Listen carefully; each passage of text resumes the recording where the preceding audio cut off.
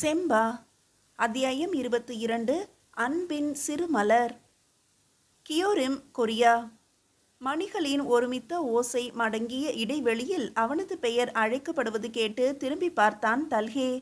அந்த சிறு குடியின் வாசலில் நின்று போவோர் வருவோரை எல்லாம் ஆற்றுப்படுத்தி கொண்டிருந்த தெய்வக்கந்து போய் வா பிறகு பேசுவோம் எனும்படி கொடியசைத்து அனுப்பியது அவனை.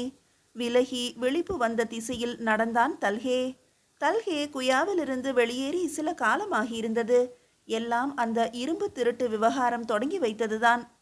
சுரோவின் பாராமுகத்தை பார்த்தபடி நெடுநாள் இரும்பு அலையில் இருக்க முடியவில்லை தல்ஹேவால். அது சுரோவின் பால் உள்ள அன்பினால் என்பதை விடவும் தன் மீதான குற்ற உணர்ச்சியால் தான் என்பதை அவன் அறிந்தே இருந்தான். அதனாலேயே இரும்பு அலை பொறுப்பை துறந்து இந்த சிறு மலைக்குடியின் நிர்வாகத்தில் ஒரு சிறு பணியை முயன்று பெற்றுக்கொண்டு வந்துவிட்டான். அவன் இங்கே வந்ததிலிருந்து இஜினாசி பல முறை வந்து பார்த்துவிட்டு போயிருந்தான். இரும்பு திருட்டின் பின்புலம் வெளிப்பட்ட பிறகும் இஜினாசியின் நடத்தையில் எந்த வேறுபாடும் இல்லை. உள்ளபடியே அவன் தன்னை அவனோடு இணைத்து கொள்ள விரும்புகிறான் என்பது உணர்ந்து சற்று உள்ளம் கனிந்தாலும் சுரோவை நினைத்து பேசாமலே இருந்தான் தல்ஹே. இத்தனை நாளில் ஒரு முறை கூட சுரோ வரவில்லை. இஜினாசியும் அதை ஒவ்வொரு முறையும் சொல்லி காட்ட மறக்கவில்லை. எறும்பு ஊற இந்த தல்ஹேவின் கல் மனது தேய்ந்து விடுமோ என்று அவனுக்கே கலக்கமாக இருந்தது. சுரோவின் மீதிருந்த அன்பு வருத்தமாகி பிறகு கழிவிறக்கமாக ஆனது போல விரைவிலேயே அது சினமாக வெறுப்பாக மாறிவிடுமோ என்று தோன்ற தொடங்கி இருந்தது. அடிக்கடி இப்படி கந்தின் முன் நின்று கவலைகளை இறக்கி வைப்பது வாடிக்கையாக இருந்தது. தல்ஹே, உன்னை நெடுநாளாக பார்க்க விரும்பினேன். ஒரு வழியாக உன்னை சந்திக்க வர இவ்வளவு காலமாகிவிட்டது. என்ன திடீரென்று குயாவிலிருந்து கிளம்பிவிட்டாய்? அது இருக்கட்டும், இதென்ன இவ்வளவு கீழான பணியை கேட்டு வாங்கி வந்திருக்கிறாய் நீ? முதன்முறை சந்திப்பதின் முறைமைகளை எல்லாம் கவிழ்த்துவிட்டு உடையவன் போல தோளில் கை போட்டு பேசத் தொடங்கியவரை வியப்பாக பார்த்தான் தல்ஹே. கீழான பணியா? இல்லையா பின்னே, உன் தகுதிக்கு இந்த பணியா செய்வாய்? இரும்பாலையிலேயே உன்னை கண்டு மனம் கலங்கினேன். தல்ஹே புரியாமல் விழித்தான். ஆமாம், இது இரும்படிக்க வேண்டிய கைகள் அல்ல தல்ஹே, செங்கோல் ஏந்த வேண்டிய கைகள். மன்னர் மகனடா நீ, ஆள பிறந்தவன். வா என்னோடு, உன்னை சரியான இடம் கொண்டு சேர்க்கிறேன். வந்தவர் யார் ஏது என்ற அறிமுகம் கூட இன்னும் இல்லை. மன்னர் மகன், ஆள பிறந்தவன் என்று அவர் சொன்ன முக்கியமான எதுவும் அவனுள் முழுமையாக இறங்கி இருக்கவில்லை. தகுதி தகுதி, இது மட்டுமே மனதில் நின்றது. சட்டென்று சுரோ இரும்பு அலையில் சொன்னது நினைவுக்கு வந்தது. ஒரு மலைக்காடு, சேர நாடு. இருளும் ஈரமும் அப்பி கிடந்த அந்த அடர்மலை காட்டில் இருப்பது தெரியாமல் மறைந்து கிடந்த இடிந்த சத்திரம் ஒன்றில் அந்த நள்ளிரவில் ஆள் நடமாட்டத்தை எதிர்பார்த்திராத புல்லினங்கள் படபடவென பந்தங்கள் ஒளிர்ந்து கொண்டிருப்பதை பார்த்து மிரண்டு ஒதுங்கியோடி கொண்டிருந்தன. சத்திரத்தின் உள்ளே மூவர் யாருக்காகவோ காத்திருந்தனர். சில புறவிகள் வந்து நின்றன. முதலில் இறங்கியவர் யாருக்கும் காத்திருக்காமல் வேகமாக சத்திரத்தின் உள் ஏறினார். எங்கோ போகும் வழியில் பாதை திருப்பி அவசரமாக வந்திருக்கிறார் என்பது மட்டும் புரிந்தது. நான் கேட்டதெல்லாம் உண்மையா? கேட்டுக்கொண்டே வந்தவர் கண்களில் வெஞ்சினம் வெளிப்படையாக தெரிந்தது.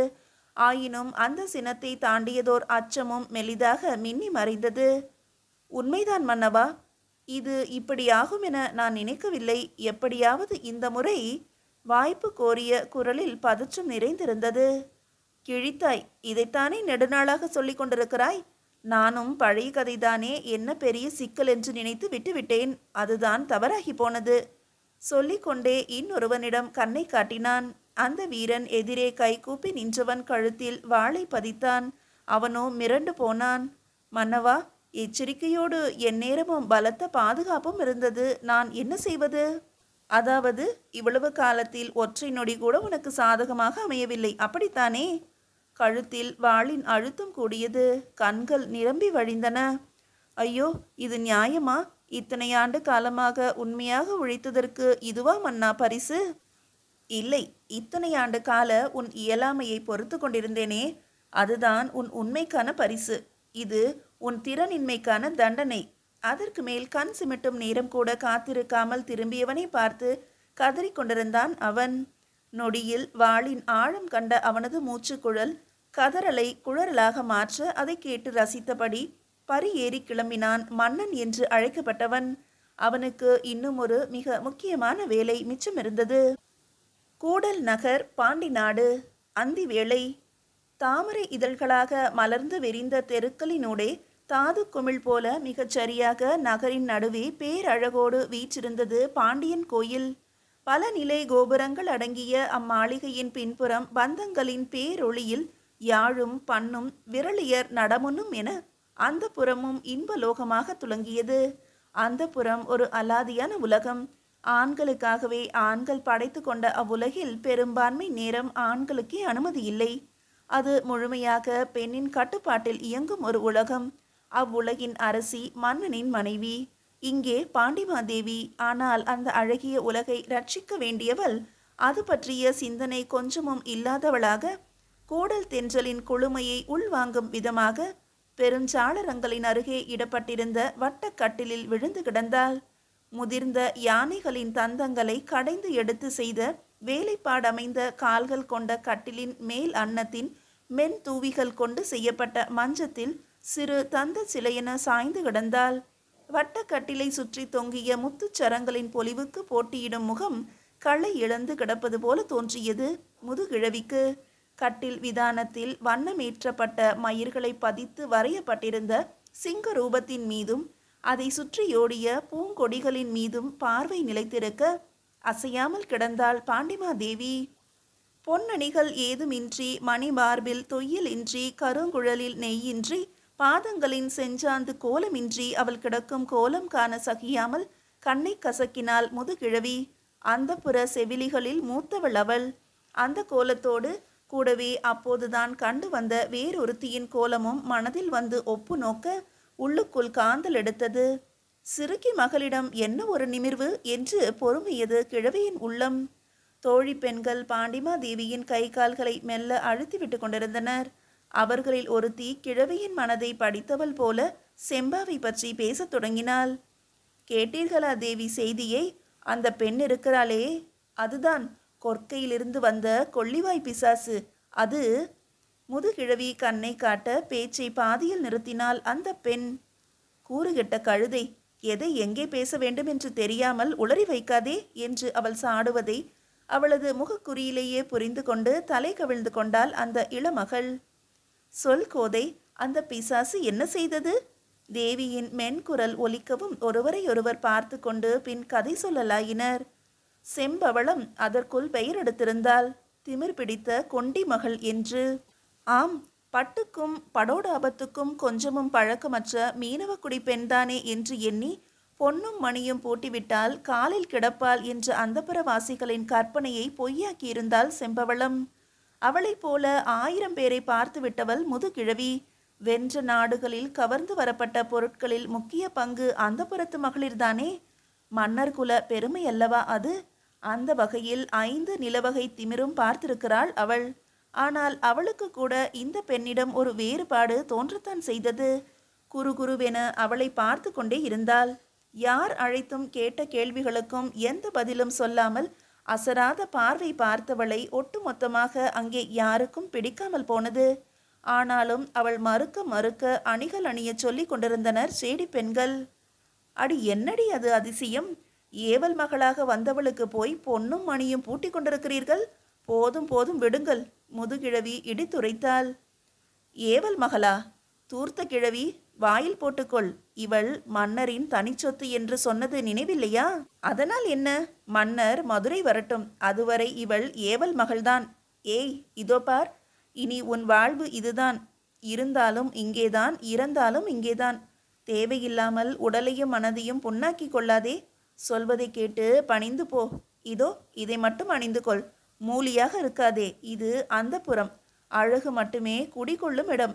மன்னரின் தனிச்சொத்து என்றாலும் அந்த புறத்தில் அனைவரும் எனக்கு அடங்கிய சொத்துதான். புரிகிறதா? முதுகிழவி தொடரும் முன்பு செம்பவளத்தின் குரல் கணீரென்று ஒலித்தது. யாருக்கு யார் சொத்து? உளறலை நிறுத்து கிழவி. யாருக்கும் சொத்தாக நான் ஒன்றும் உயிரற்ற பொருள் அல்ல. என் விருப்பமின்றி என்னை யாரும் சொந்தம் கொண்டாட முடியாது, தெரிகிறதா? யாரும் என்பதில் தெரிந்த அழுத்தத்தில் அத்தனை பேருக்கும் வியர்த்து விட்டிருந்தது. அதில் மன்னரும் அடக்கமா? இவளென்ன புத்தி கெட்டு பேசுகிறாளா? கொஞ்சம் கழிவிறக்கம் கூட தோன்றிவிட்டது கிழவிக்கு. இதோ பாரடி பெண்ணே, பெண் என்பவள் பிறப்பே அப்படித்தான். மகளாகவோ மனையாளாகவோ பின் மகனுக்கு அடங்கியோ ஆண்களின் கை சொத்துதான் அவள் விதி. மன்னர் மகளானாலும் அப்படித்தான். ஊரோடி பிழைக்கும் பாடினியானாலும் அப்படித்தான். அப்படி சொத்தாக நிற்பவள் தன் இல்லத்துக்கு திருவை அழைத்து வருகிறாளா அல்லது குடும்பத்தை தெருவில் இழுத்து விடுகிறாளா என்பதில்தான் அவள் வாழ்வின் பொருளே அடங்கி இருக்கிறது. இப்படி சிலிர்த்து திரிவதானால் கொண்டி மகளாக ஊர் பரத்தையாக திரிய வேண்டியதுதான். ஊர் வெறுக்கும் நிலை அது. அந்த கேவலத்தையா நீ வேண்டுகிறாய்? ஓ, தன்னிச்சையாக முடிவெடுத்தால் திமிர் பிடித்தவளா? யாருக்கோ அடங்கி திருவாக பெயரெடுப்பதை விட என் மனதுக்கு கட்டுப்பட்டு தெருவில் இறங்குவதே எனக்கு சரியாக வரும். யார் வெறுத்தால் எனக்கென்ன? என்னவோ திரு தெரு என்று எதுகையாக பேசுகிறாயே கிழவி? நீங்களெல்லாம் யார்? உங்கள் வாழ்வின் பொருள் எல்லாம் ஒற்றை ஆணின் விரல் அசைவுக்குள் அடங்கியதுதானா? அதை தாண்டி வேறு ஒன்றுமே இல்லையா? பிறப்பு எடுத்ததே அதற்குத்தானா? சொற்களில் மிதந்த ஏளனத்தில் மூழ்கி மூச்சடைத்தது முதுகிழவிக்கு. வரட்டும் உங்கள் தலைவன், அவரிடமே பேசி தெளிகிறேன். அதுவரை என்னை இப்படி அதட்டி உருட்டி அதிகாரம் செய்கிற வேலையெல்லாம் வேண்டாம். யாரையும் வீழ்த்த எனக்கு ஆயுதம் தேவையில்லை. நானே பேராயுதம். புரிகிறதா கிழவி? அடியம்மாடி, வயதுக்கு கொஞ்சம் பணிவு காட்டுகிறாளா பார்த்தாயா? சான்றோரை பார்த்தால்தான் பணிய சொல்லி தந்திருக்கிறார்கள். உன் சான்றாண்மையை காட்டு, நானும் பணிந்து போகிறேன். நீ இப்போது செய்யும் வேலைக்கெல்லாம் பணிய முடியாது கிழவி. அந்த பிரகடனத்தில் கூடியிருந்த அத்தனை பெண்களும் அதிர்ந்து போயினர். அதில் வந்த நாள் முதல் வசைபாடினாலும் தனக்கொரு இன்மை வாராமல் பார்த்து கொள்ளும் கிழவியையே இப்படி எதிர்க்கிறாளே என்ற கோபமும், என்னதான் தான் வாயாடினாலும் இப்படி நேரடியாக எதிர்த்து பேச நம்மால் முடியவில்லையே என்ற ஆற்றாமையும் கலந்தே இருந்தன. கிழவியிடம் பேச்சே இல்லை. ஏய், மூதாளின் ஆற்றல் புரியாமல் பேசாதே. அவள் நினைத்தால் இந்த கணமே உன்னை கடுஞ்சிறையில் அடைக்க முடியும். அதற்கு வெறுமனே அசட்டையாக சிறு உடல் மொழியை பதிலாக்கிவிட்டு ஏதும் பேசாமல் அவர்களை கடந்து போனாள் செம்பவளம்.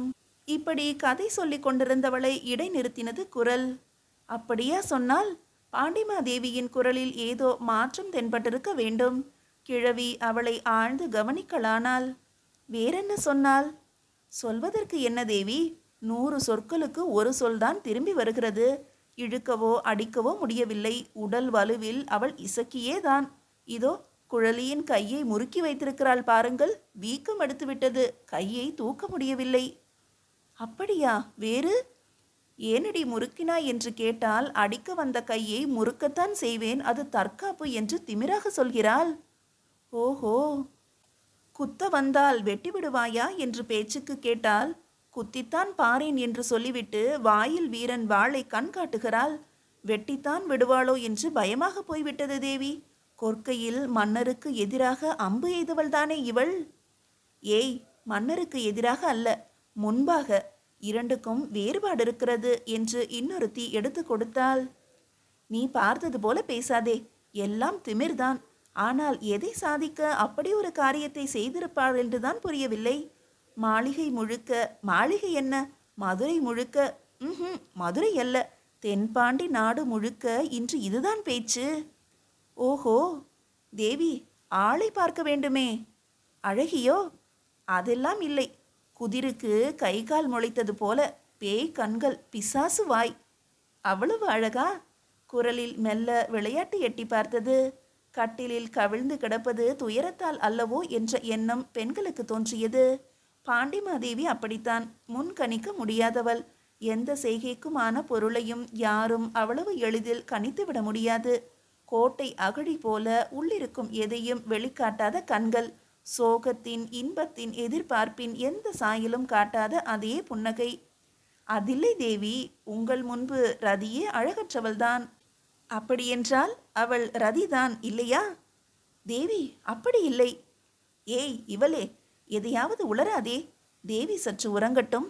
கிழவி பேச்சை மாற்ற முயல பாண்டிமாதேவி குறுக்கிட்டாள். நான் பார்க்க வேண்டும் அந்த ரதியை, அழைத்து வாருங்கள். பாண்டிமாதேவி சொல்லிக் கொண்டிருக்கும் போதே வாயில் காப்பாள் ஓடி வந்தாள். அம்மா, சொல்ல சொல்ல கேட்காமல் இவள். அவள் முடிக்கும் முன்பு குரல் ஒன்று முந்தி வந்தது. அந்த புறத்தின் தலைவி நீங்கள்தானே? உங்களை பார்க்க இவ்வளவு சிரமம் ஏன்? அணுக முடியாத தலைமை அவ்வளவு நல்லதில்லையே. தோழி பெண்கள் மிரண்டு விழிக்க தன்னிலை மாறாமல் கிடந்த கோலத்திலேயே பார்வையை மட்டும் திருப்பி வந்து நின்ற பெண்ணை பார்த்தாள் பாண்டிமாதேவி. அதிகார தொல்லைகளை சொல்லி நீதி கேட்க வந்த செம்பவளம் அந்த சாய்வு பார்வையில் அடங்கினாள். ஆனால் அடக்கும் பார்வையல்ல அது. அதிகாரத்தின் உக்கிரம் கொஞ்சமும் அதில் இல்லை. மாறாக அருகே அழைத்து தோளோடு தோள் அணைத்து கதை பேச கேட்கும் பார்வை.